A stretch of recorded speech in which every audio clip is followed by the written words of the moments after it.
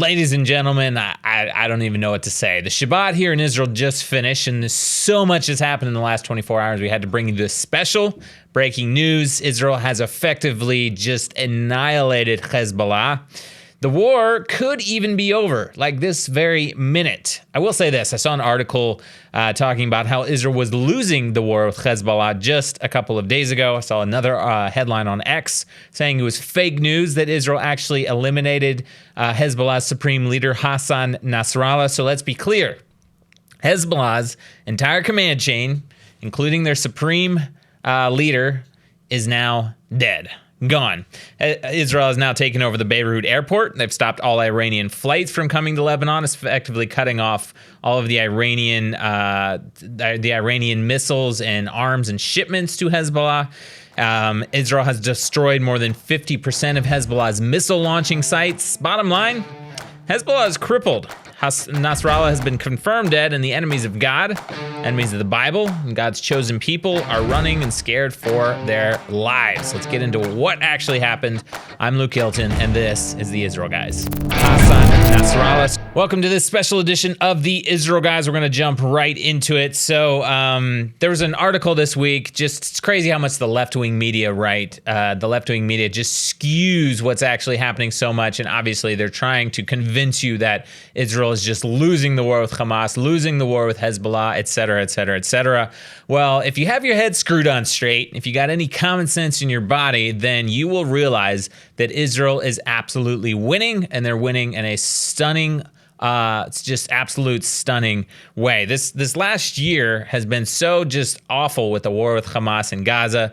It was just so much, just pretty much, hand-to-hand combat also almost in Gaza, that people thought, because Hezbollah is so much bigger and stronger and better armed and equipped, right, that when Israel finally finished the war in Gaza, they turned their attention to Hezbollah in Lebanon, that it would just be 10 times worse than the war with Hamas, right?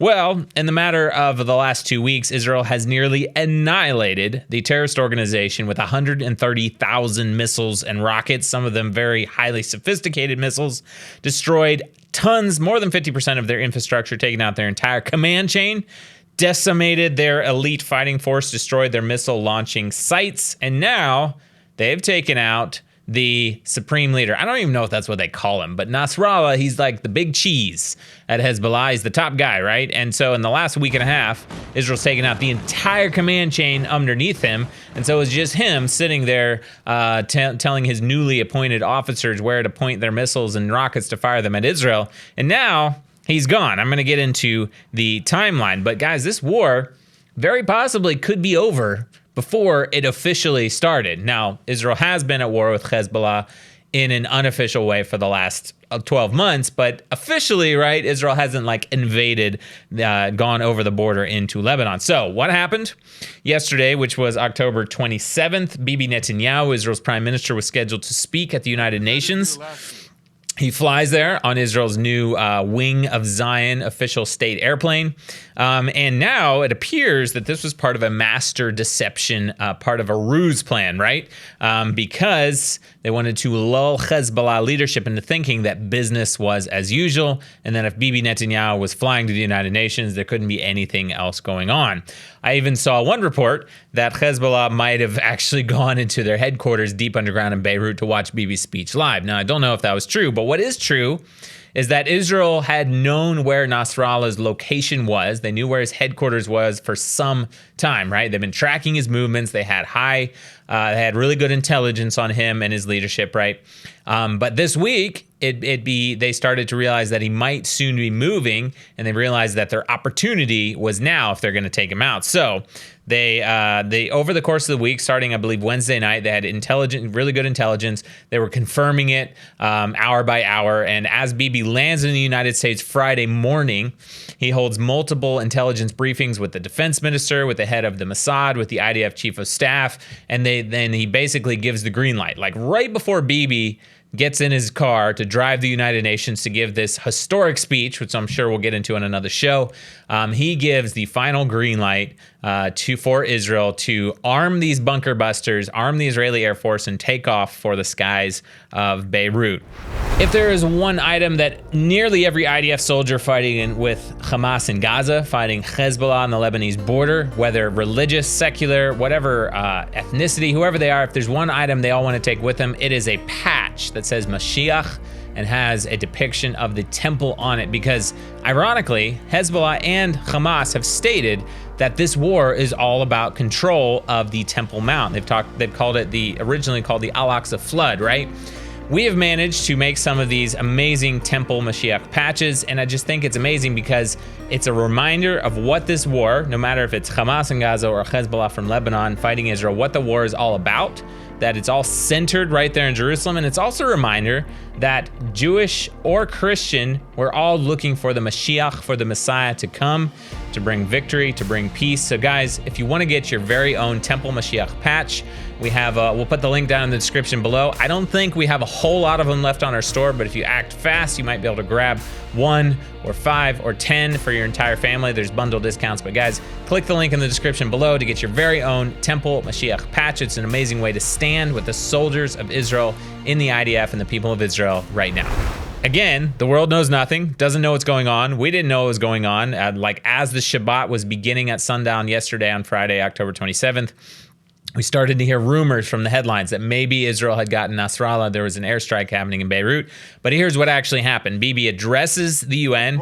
He gives this incredible speech. I've only seen the highlights, but he basically gave the world the option of the blessing or the curse, which ironically is in this week's Torah portion. When Moses addresses the children of Israel, he says, you have before you the blessing or the curse, right?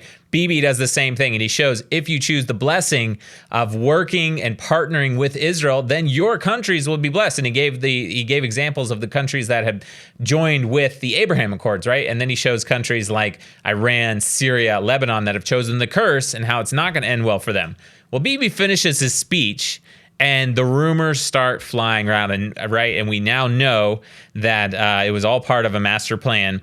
And Israel dropped some reports are even saying 80 bunker buster bombs. We're talking about massive, more than 1-ton bombs dropped deep in the heart of Beirut, Lebanon, right on top of the Hezbollah leadership's headquarters deep underground.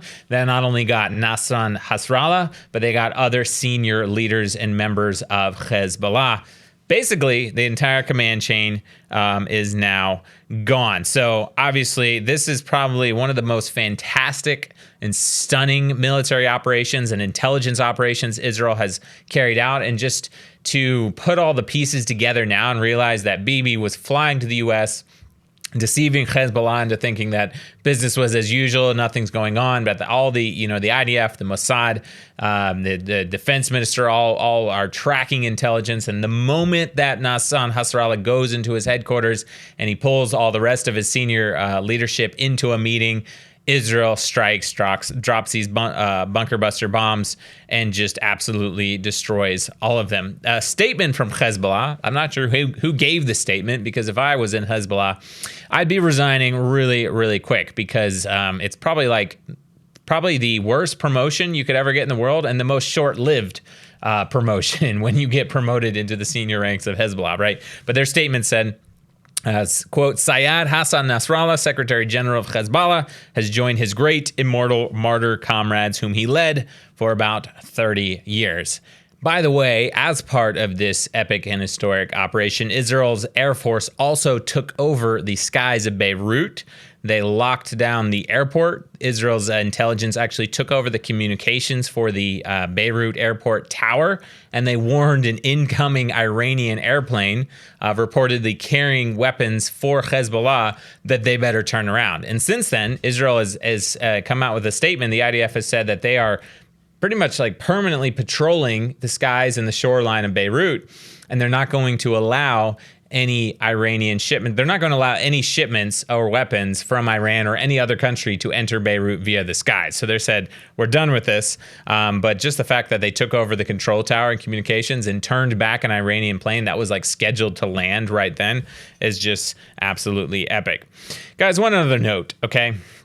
Hezbollah, no, is not 100% destroyed. They are crippled. I know at least well over half of their missile launching sites have been destroyed. But they still do have weapons. They still do have forces. They have missiles and rockets and launch sites. They were launching some rockets at Israel today, some of which were flying right over our heads, and we saw taken out of the skies by the Iron Dome and possibly the David Sling, right? But Israel has vowed to continue striking them, and if we see anything like what we've seen in the last 2 weeks, it won't be long before Hezbollah is absolutely annihilated. So here's my thoughts or my predictions, and I may be wrong, may be right, I may be wrong on what's going to happen in the next few days, in the next weeks.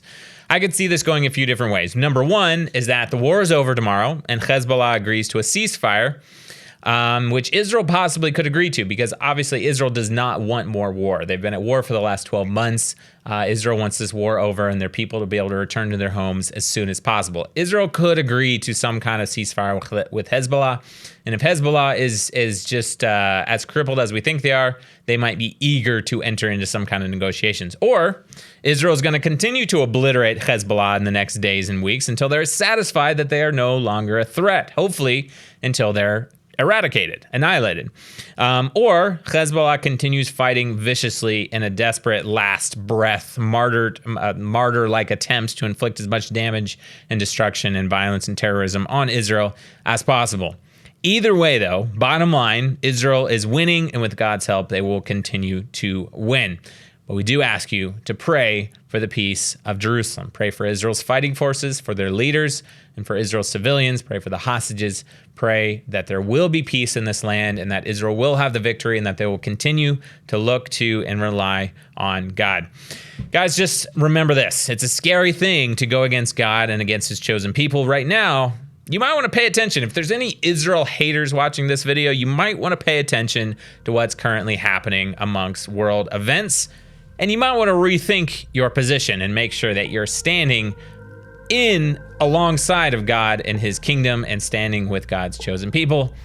It's in your best interest. Guys, don't forget to purchase your very own Temple Mashiach patch while supplies last. We'll put the link down in the description below so you can wear the same patch that Israel's IDF soldiers in fighting Hezbollah and Hamas in Gaza are wearing on their uniforms. Guys, make sure to subscribe. Let me know what you think about this epic operation in the comment section below. As always, stop listening to the lies and propaganda and connect with the truth of what's happening in Israel. We'll be back very soon here at the Israel Guys.